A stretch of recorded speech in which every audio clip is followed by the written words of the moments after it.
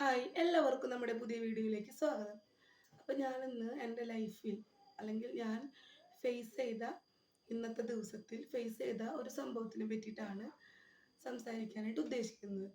നിങ്ങൾക്ക് എല്ലാവർക്കും ഇത്തരം സിറ്റുവേഷനുകൾ വരാം.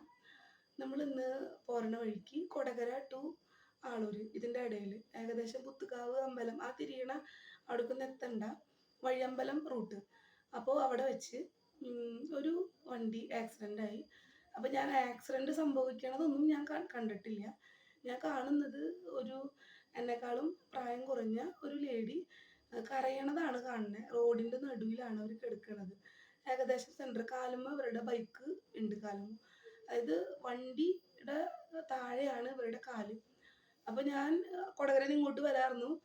ഞാൻ ഇതിനു മുന്നും ഇതുപോലെയുള്ള അപകടങ്ങൾ കണ്ടിട്ടുണ്ട്. ഞാനും അപകടത്തിൽ പെട്ടിട്ടുണ്ട്. അത് കാരണം നമുക്ക് അപകടത്തിൽ പെട്ട് കരയണ ഒരാളുടെ വേദന പെട്ടെന്ന് എനിക്ക് അത് ഉൾക്കൊള്ളാനായിട്ട് സാധിക്കും. അപ്പം എനിക്ക് പെട്ടെന്ന് തോന്നിയത് എന്താണെന്നുണ്ടെങ്കിൽ നമുക്ക് മുറിവ് കാര്യങ്ങൾ എത്രത്തോളം ഉണ്ടെന്നൊന്നും അറിയില്ല. പക്ഷെ അവർക്കൊരു മോറൽ സപ്പോർട്ടാണ് ഏറ്റവും ആദ്യം വേണ്ടത്. അവിടെ ചുറ്റും കൂടിയിരുന്നത് പുരുഷന്മാരും ആയിരുന്നു. ആരും അവരെ ടച്ചൊന്നും ചെയ്തിട്ടില്ല. എല്ലാവരും ജസ്റ്റ് ഓടി വന്ന് നോക്കി നിൽക്കുകയാണ്. അപ്പം ഇതിനു മുന്നേ ഞാനിതുപോലെ തന്നെ ബ്രേക്ക് പിടിച്ചപ്പോൾ ജസ്റ്റ് എൻ്റെ വണ്ടിയിൽ വന്ന് തെറിച്ച് വീണൊരു സിറ്റുവേഷൻ ഉണ്ടായിട്ടുണ്ട്. അന്നൊരു 4-5 പുരുഷന്മാർ ഓടി വന്നു. ഇവര് എന്നെ ടച്ച് അതായത് ഇവരെന്നെ കൈമ പിടിച്ചാൽ ഞാൻ ജസ്റ്റ് വീണോടത്തുനിന്ന് എനിക്ക് എണിക്കാൻ പറ്റും. പക്ഷെ ഇവരെന്നെ പിടിക്കണില്ല. ചേച്ചി എന്തെങ്കിലും പറ്റുമെന്ന് മാത്രമേ ചോദിക്കണുള്ളൂ. നമുക്ക് ചെറിയ വീഴ്ചയായാലും വലിയ വീഴ്ചയായാലും വീണ വീഴ്ചയിലും നമ്മളൊരു പേടിക്കും. മാത്രമല്ല നമ്മൾ എങ്ങനെ വീണാലും നമുക്ക് പെയിൻ ഉണ്ടാവും, മുറിവുണ്ടാവും, ബ്ലഡ് പോകുന്നുണ്ടാവും. അപ്പൊ അന്ന് ഞാൻ പറഞ്ഞൊരു വാക്ക് എനിക്ക് ഓർമ്മയുണ്ട്. എന്നെ ഒന്ന് പിടിക്കിടാ മോനെ എന്ന് ഞാൻ പറഞ്ഞു. കാരണം ലോറി നിർത്തി ഒരു പയ്യൻ വന്നു. അങ്ങനെ 3-4 പേരൊക്കെ ഉണ്ട് ചുറ്റിലും. പക്ഷെ ലേഡീസ് ആരുമില്ല. ഇവരെന്നെ തൊട അല്ലെങ്കിൽ എടുക്കയില്ല. ചേച്ചി വല്ലതും പറ്റിയിട്ടുണ്ടോ ഇങ്ങനെയാണ് ചോദിക്കുന്നത്. അപ്പൊ അന്ന് ഞാൻ പറഞ്ഞു എന്നെ ഒന്ന് പിടിക്കിടാ മോനെ എന്ന് പറഞ്ഞത് എനിക്ക് ഇപ്പോഴും ഓർമ്മയാണ്. അപ്പൊ അത് കാരണം എനിക്കറിയാം എന്തെങ്കിലും അപകടം പറ്റി നമുക്ക് ഏറ്റവും ആദ്യം വേണ്ട നമ്മളെ ആശ്വസിപ്പിക്കാനായിട്ട് ഒരാള്. അപ്പൊ ഞാൻ നോർമലി ഇന്ന് അത്ര നല്ല കോസ്റ്റ്യൂമൊന്നും അല്ല ഇട്ടിരുന്നത്. ജസ്റ്റ് മഴ ആയതുകൊണ്ട് പിന്നെ ലേറ്റായി. നമ്മൾ നാളെ ലീവ് ആയതുകൊണ്ട് ഇന്ന് വരണ സമയത്ത് ലേറ്റായി. ഞാൻ നോർമലി ആ സമയത്ത് ആ റൂട്ടിൽ പോണ ആളുമല്ല.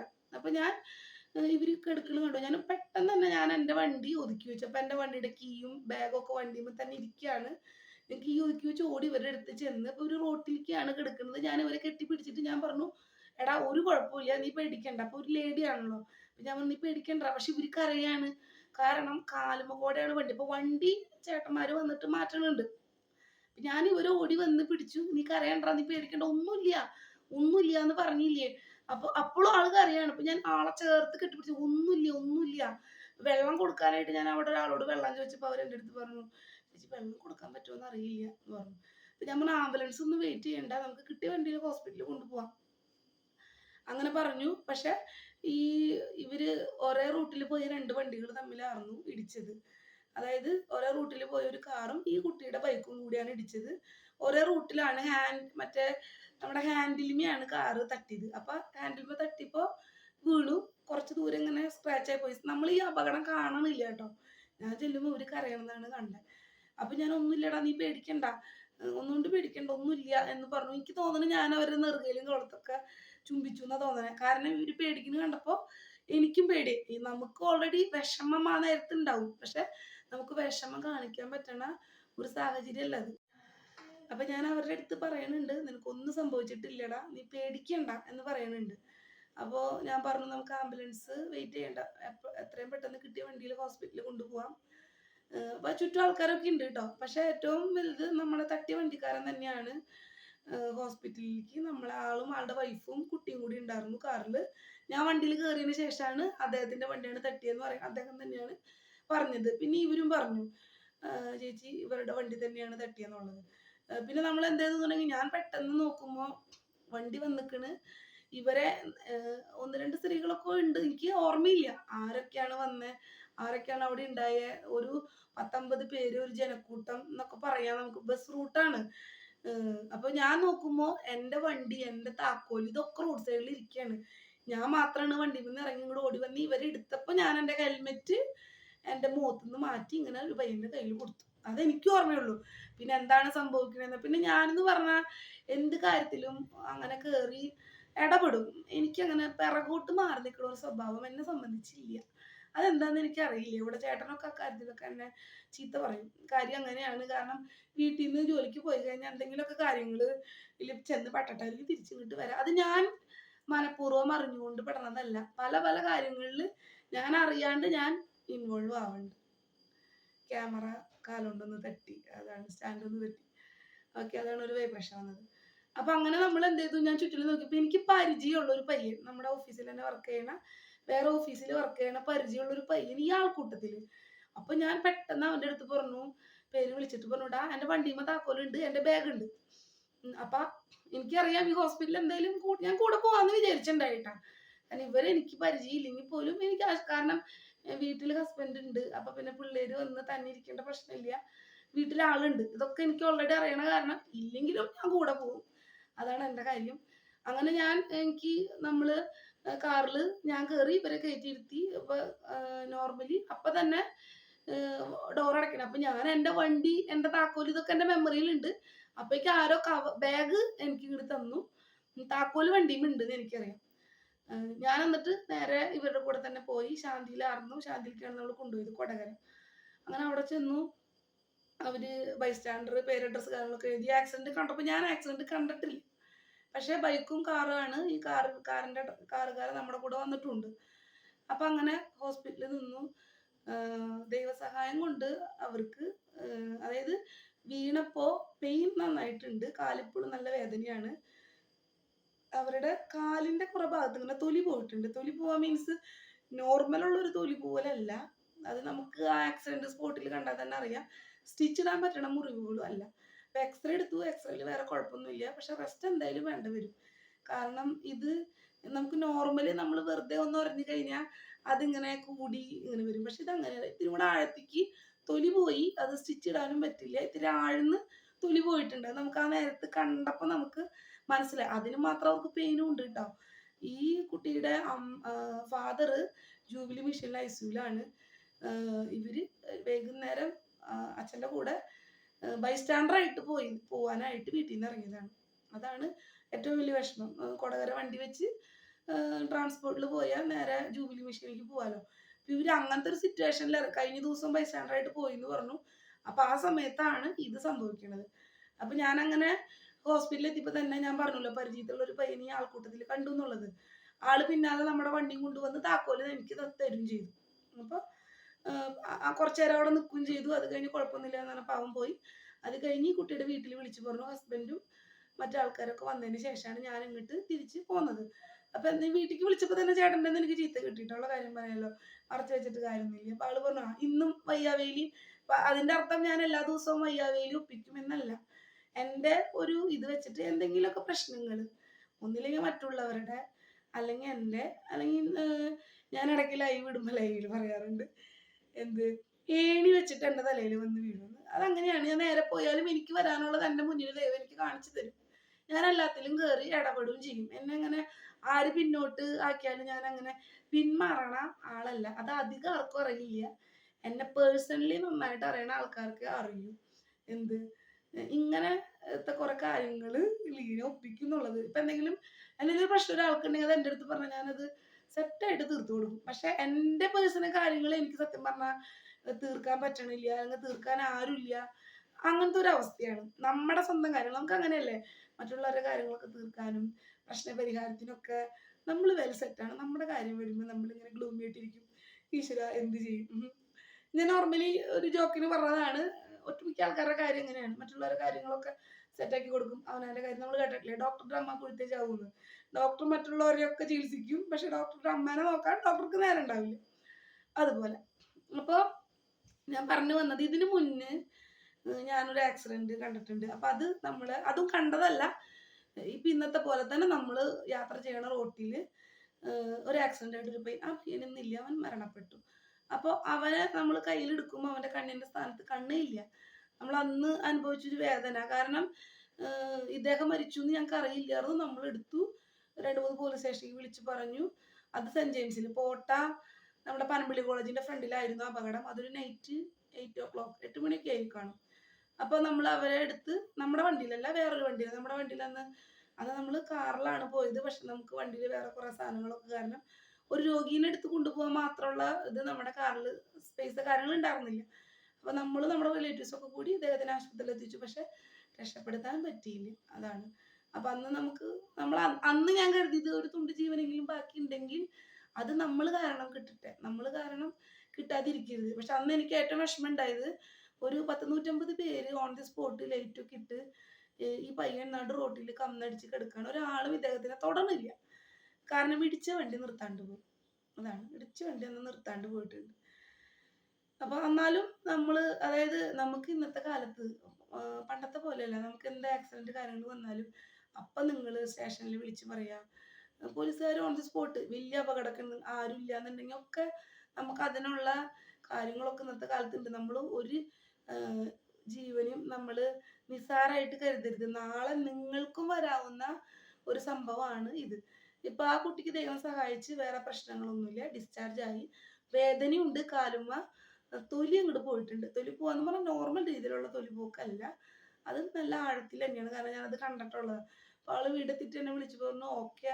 എനിക്ക് ഭയങ്കര ആള് പറയണത് അത്രയും കരയാൻ കാരണം ബസ് റൂട്ടാണ്. അപ്പൊ അവളുടെ ഉള്ളു കത്തിന്നാ പറയണേ. എന്തായാലും വീണു, വണ്ടി കാലുമ്മക്ക് എടുക്കുന്നതിന്റെ ഇടയിൽ ബസ് റൂട്ടാണ്.